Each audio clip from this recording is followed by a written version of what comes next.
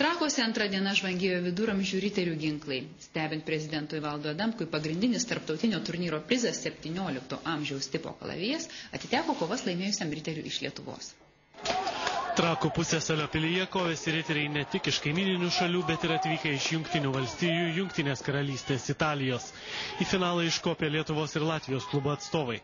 Po įnirtingos kovos pergalę šventė 13 amžiaus tamplierių karių rūbais apsivilkęs Lietuvos atstovas. Už pergalę kariuomenės vado apdovanojimas – 14 amžiaus Desiukiškių tipo kalavijo kopija. Nugalėtojas teigia, kad vilkint per 30 kg sveriančius šarvus ir kepinant saulei pergalę lėmė ištvermė ir fizinis pasirengimas. 5 metus besidomintis viduramžių karyba jaunuolis pripažįsta, kad tai vyriškas užsiėmimas. Traumų buvo pirštų lūžiai, dažniausiai mėlynės, čia jau regularus toks dalykas, bet šiaip noriu pasakyti, kad iš šono čia atrodo daug baisiau, negu kai esi tenais lauko viduje, mūšio lauko viduje. Šį kartą tarp riterių turnyro svečių buvo ir prezidentas Valdas Adamkus. Iš svečių ložės stebėjęs kovas šalies vadovas neslėpė susižavėjimo.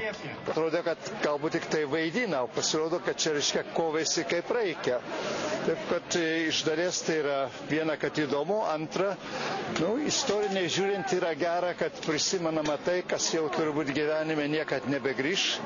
Na, o kam plieniniai ginklai ne prie širdies, šventės metu Trakuose galėjo užkasti, dalyvauti įvairiuose žaidimuose ar smagiai pasišokti.